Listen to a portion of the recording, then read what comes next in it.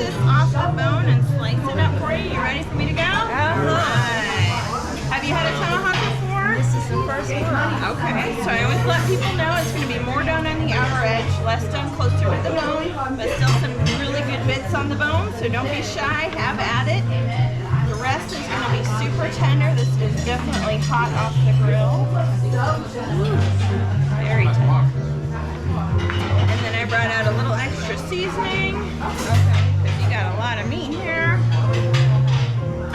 This is our pink peppercorn, and we brought some rosemary thyme butter for you as well, with some fresh rosemary. And you have a lot on this table. Let me see if I can fit all this on here together.